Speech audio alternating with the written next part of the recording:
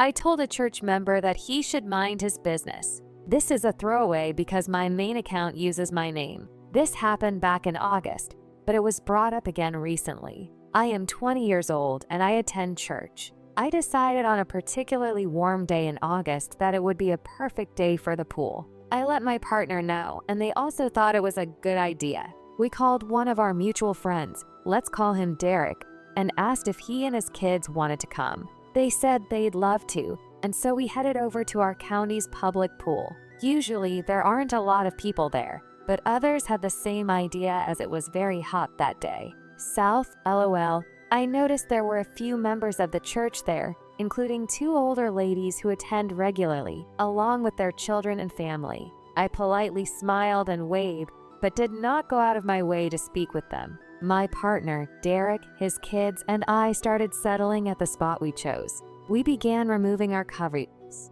I had on one of those long towel wraps you can wear. After removing my cover-up, I got out the sunscreen for my partner and started spraying them. I was going ham on the sunscreen because my partner is pale. My back was turned to one of the older ladies who had approached me. She stood there until I finally turned around to face her. It caught me off guard for a second, and I think she noticed because she said something like, "Wasn't trying to scare ya."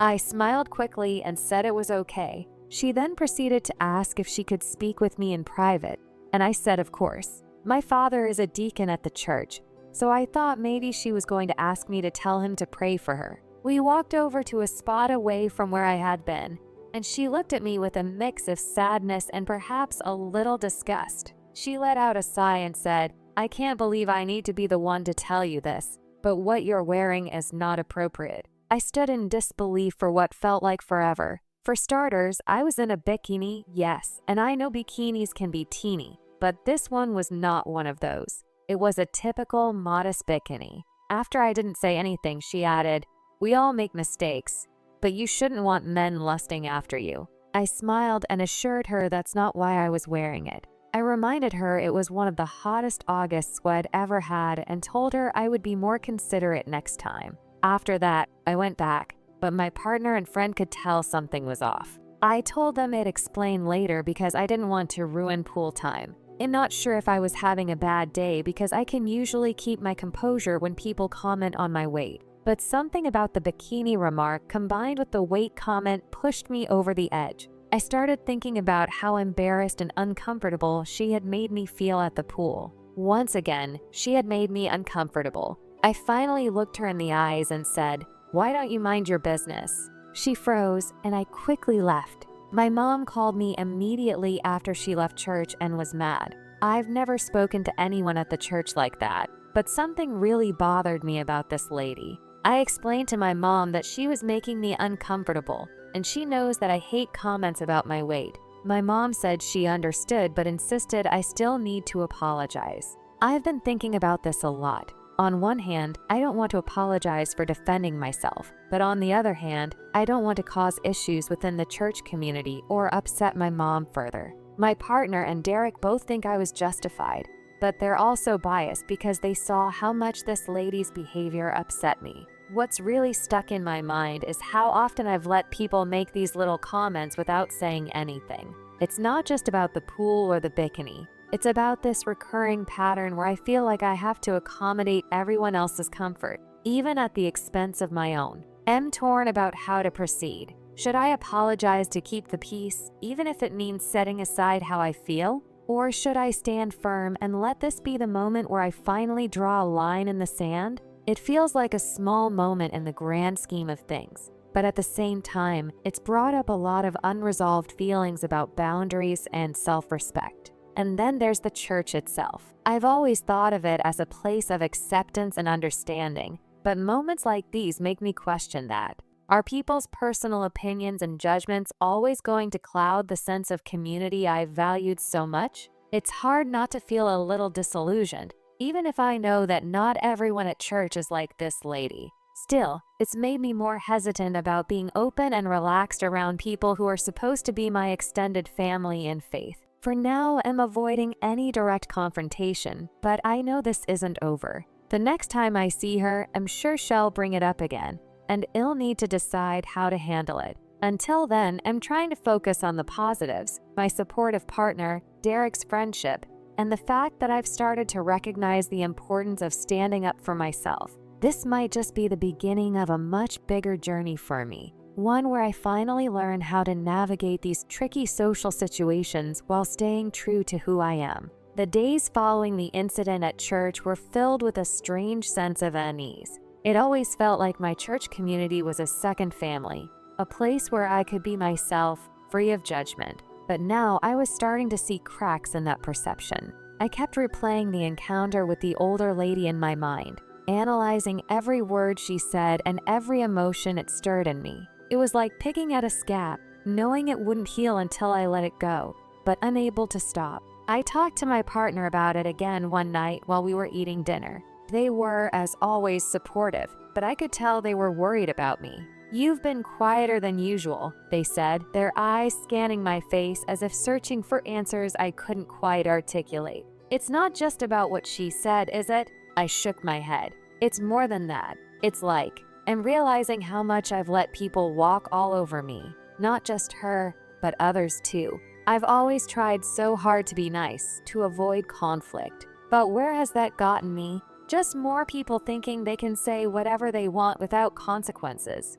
My partner reached across the table and took my hand. "You're not wrong to feel that way, but standing up for yourself doesn't mean you have to be mean or burn bridges. Maybe it's about finding a balance. You can set boundaries and still be kind." That made sense, but it was easier said than done. The idea of confrontation, even in its gentlest form, made my stomach churn. Still, I knew they were right. If I didn't start advocating for myself, who would? The next Sunday, I debated whether or not to go to church. Part of me wanted to skip it entirely, to avoid the awkwardness of seeing the older lady again. But another part of me, the stubborn, determined part, refused to let her dictate my actions. I decided to go, but I promised myself I wouldn't let her comments get to me. It'd be polite, civil, and firm if the situation called for it. When I arrived, I felt a mix of nerves and defiance. The familiar sights and sounds of the church, the stained glass windows catching the morning light,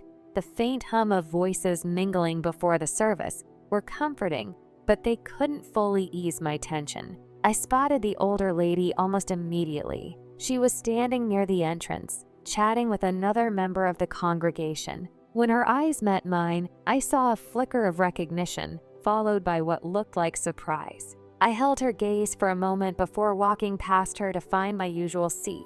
The service went by uneventfully, but I could feel her presence in the room like a weight on my shoulders. When it was over, I lingered for a moment, wondering if she'd approach me. Sure enough, she made her way over, her expression carefully neutral. "Good morning," she said, her tone cordial but with an edge of hesitation. "Good morning," I replied, keeping my voice steady. She paused as if unsure how to proceed. I've been meaning to talk to you about the other day. I hope I didn't offend you." The words hung in the air, and for a moment, I didn't know how to respond. Part of me wanted to let it go, to accept her pseudo-apology and move on. But another part of me knew this was an opportunity to say what had been holding back. "I appreciate you saying that," I began carefully, "but I have to be honest. What you said did make me uncomfortable. I know you probably meant well, but it felt like you were judging me, and that's not something I expected from someone in our church community." She looked taken aback, her cheeks flushing slightly. "That wasn't my intention. I was just concerned, I suppose. You're young, and I didn't want you to send the wrong message." "I understand that," I said, softening my tone slightly. "But I also think it's important to trust that I know how to conduct myself. I'm not a child, and I don't think it's fair to assume the worst about my intentions based on what I'm wearing. That's a judgment I've faced before, and it's hurtful." She nodded slowly, her expression shifting to something that looked almost like remorse. "I hadn't thought of it that way. I'm sorry if I made you feel judged. That wasn't right of me." I nodded in return, feeling a small sense of relief. "Thank you. I'm glad we could talk about this." The conversation ended there, and while it didn't erase the discomfort of the original incident, it felt like a step in the right direction. But even as I walked away, I couldn't shake the feeling that this was just the beginning. The older lady might have been sincere in her apology, but her comments were a reflection of a broader mindset, one that permeated not just the church, but many other aspects of my life. Over the next few weeks, I found myself reflecting on how much of my identity had been shaped by other people's expectations.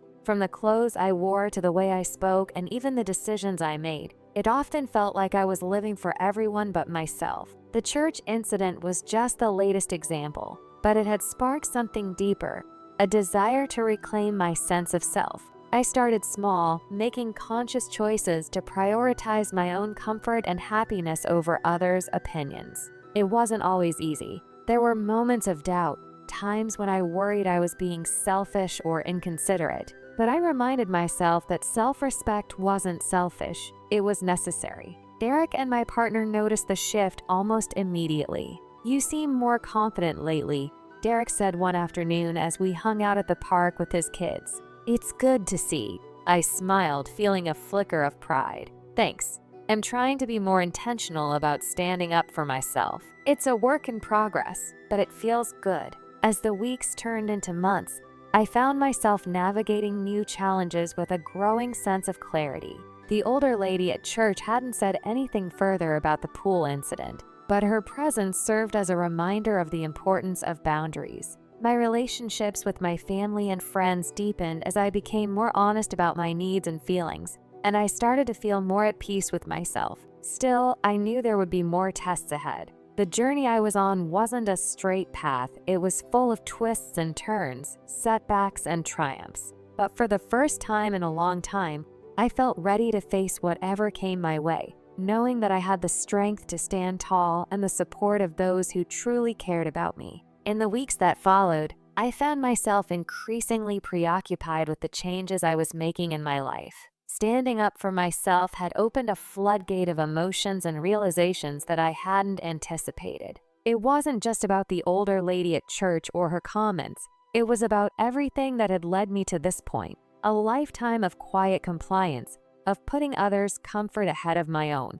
One afternoon, I decided to take a walk through the neighborhood to clear my mind. The crisp fall air was refreshing, and the sound of leaves crunching underfoot was oddly satisfying. As I passed by familiar houses, I thought about how much of my identity had been shaped by external influences. Church, family, friends, all well-meaning in their own ways, but often unintentionally stifling. The pool incident had become a symbol of something bigger, a catalyst for change that I was only beginning to understand. When I got back home, I found a text from Derek waiting for me. "Derek, hey, some of us are planning a little get-together next weekend. You and partner's name should come. Just something low-key." I hesitated before replying. Social events were always tricky for me. On the one hand, I enjoyed spending time with friends. On the other, I often felt drained by the pressure to fit in, to be the version of myself that others expected. But this time, I felt a flicker of something new, a desire to approach the situation differently. That sounds fun.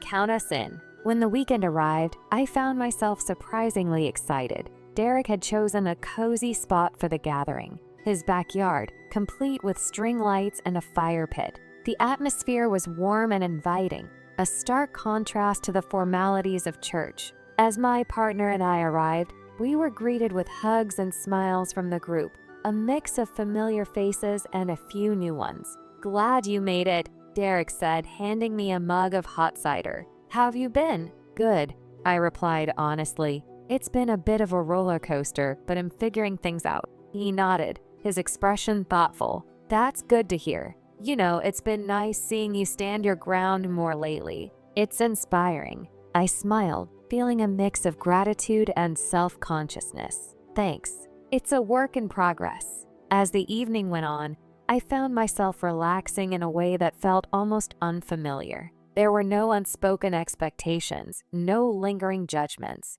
just laughter, stories, and the comforting warmth of the fire. For the first time in a while, I felt like I could simply exist without overthinking every word or action. But even in this safe space, my mind kept drifting back to church. I hadn't had another direct encounter with the older lady, but her presence lingered like a shadow, Part of me wondered if she had truly understood my perspective, or if she had simply apologized out of politeness. I didn't regret standing up for myself, but I couldn't shake the feeling that there was more to unpack, both with her and within myself. The next morning, I woke up early and decided to visit my parents. My mom had been distant since the incident, clearly torn between defending me and maintaining the peace at church. I wanted to clear the air, to find some middle ground that would help us both move forward. When I arrived, my mom was in the kitchen, sipping her morning coffee. She looked up and smiled when she saw me, but there was a tension in her posture that hadn't been there before. "Morning," I said, leaning against the counter. "Do you have a minute?" "Of course," she replied, setting her mug down. "What's on your mind?" I took a deep breath, choosing my words carefully. "I've been thinking a lot about what happened at church. I know you were upset with how I handled it, and I want to understand your perspective. But I also need you to understand mine." She sighed, her gaze softening. "I wasn't upset with you for standing up for yourself. I was upset because it felt out of character. You've always been so polite, so careful with your words. Seeing you snap like that caught me off guard." "I get that," I said, "but that's part of the problem. I've spent so much time being polite and careful that I've let people, even well-meaning ones, overstep my boundaries. It's exhausting, and I'm trying to change that." She nodded slowly, her expression thoughtful. "I see what you're saying, and am proud of you for finding your voice. I worry about how people will perceive it. The church community can be unforgiving, and I don't want you to become a target." Her words struck a chord. I hadn't considered the broader implications of my actions, how they might ripple through the tightly knit fabric of our church. But I also knew that staying silent wasn't an option anymore. "I appreciate that," I said, "but if I'm going to be part of this community, it has to be as my authentic self. I can't keep pretending to be someone I'm not just to fit in." We talked for a while longer, delving into the complexities of faith, family, and identity. By the time I left, I felt a renewed sense of clarity, even if there were no easy answers. My mom and I were on different paths, but we were learning to navigate the intersection of our journeys with more understanding and grace. Later that week, I received a surprising message from another church member, a woman named Carla, who had always been kind but reserved. She invited me to join a small group discussion she was hosting, focused on creating a more inclusive and supportive church environment. Intrigued, I accepted the invitation, curious to see where this new chapter might lead. The first meeting was a revelation. Carla's group was made up of people who, like me, had struggled with feeling judged or misunderstood within the church. Their stories were raw and honest, filled with moments of pain but also resilience. For the first time, I felt like I wasn't alone in my experiences. As I shared my own story, I felt a weight lift off my shoulders. The group's support was genuine and unwavering, and it gave me the courage to continue forging my path. I didn't know what the future held, but for the first time in a long time, I felt hopeful, not just for myself, but for the possibility of creating a community where everyone could truly belong. And yet, I couldn't shake the feeling that my journey was far from over. The conversations it started, both within myself and with others, were only the beginning. There were still bridges to build, battles to fight, and lessons to learn. But for now, I was ready to face whatever came next, one step at a time. As the months unfolded, the events surrounding the pool incident began to feel like a distant echo, but the lessons I learned remained vivid and impactful. The journey of standing up for myself, navigating complex relationships, and redefining my place within the church community had been transformative. And while there were moments of doubt and discomfort, I found that embracing change was far more rewarding than clinging to the safety of silence. The small group discussions hosted by Carla became a cornerstone of my personal growth. Each meeting brought new insights and connections, weaving a tapestry of support that I hadn't realized I needed. Over time, the group's efforts began to ripple outward, sparking conversations throughout the church about inclusivity, boundaries, and mutual respect. What had started as a quiet gathering of kindred spirits grew into a movement for positive change. One Sunday after service, Carla approached me with a smile. "We're organizing a community event," she said, a chance for everyone to come together, share stories, and celebrate what makes us unique. We'd love for you to speak about your journey. You've inspired so many of us. The idea of speaking in front of the entire congregation made my stomach churn, but I also knew it was an opportunity to close a chapter that had defined so much of my year. I'll do it, I said, surprising even myself. The day of the event arrived with a mix of anticipation and nerves. The church hall was transformed, decorated with banners and photos that celebrated the community's diversity. Tables were set up with food, crafts, and displays highlighting the stories of various members. The atmosphere buzzed with energy, a stark contrast to the rigid formalities I had once associated with church gatherings.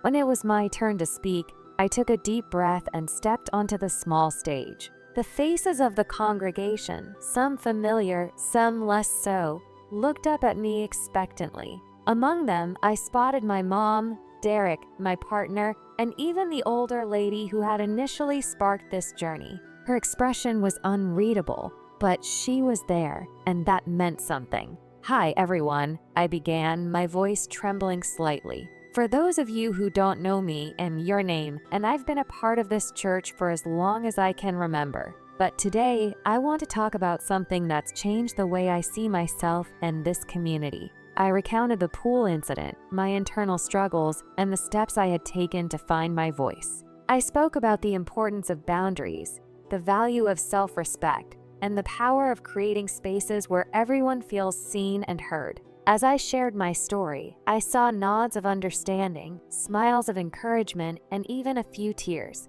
This journey hasn't been easy, I concluded, but it's been worth it, and am grateful to all of you who've walked alongside me, whether you realized it or not. My hope is that we can continue building a community where everyone feels they belong just as they are. The room erupted into applause, and as I stepped down from the stage, I felt a profound sense of closure. The older lady approached me afterward, her expression softer than I'd ever seen it. "Thank you for sharing that," she said quietly. "You've given me a lot to think about." "Thank you for listening," I replied. It wasn't a grand reconciliation, but it was enough. In the weeks that followed, the changes in the church community became increasingly evident. People were more open, more willing to have difficult conversations, and more intentional about fostering a culture of acceptance. The small group discussions continued to thrive, and Carlos Initiative became a regular feature of church life. As for me, I felt a newfound sense of peace. I'd learned that standing up for myself didn't mean alienating others. It meant inviting them to see me more clearly. My relationships with my family, my partner, and even Derek deepened as I became more honest about my needs and feelings. And while there were still challenges, I faced them with a confidence I hadn't known I possessed. One evening, as my partner and I sat on the porch watching the sunset, they turned to me with a smile. "You've come a long way," they said. "I'm proud of you." I reached for their hand, feeling a surge of gratitude. "Thanks. I'm proud of me too." The journey wasn't over, but for the first time in a long time, I felt like I was exactly where I needed to be, and that was enough.